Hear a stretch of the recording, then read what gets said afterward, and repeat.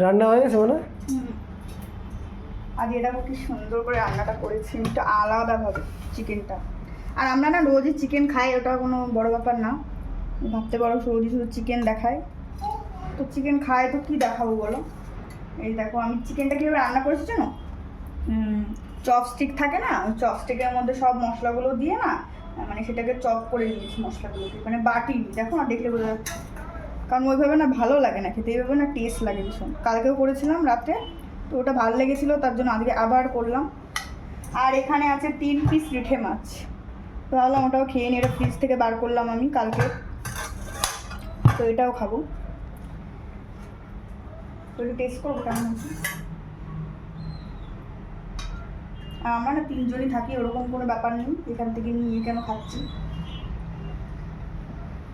দাঁড়ান, চলো চলো ভাত খাই, খিদে পেয়ে গেছে।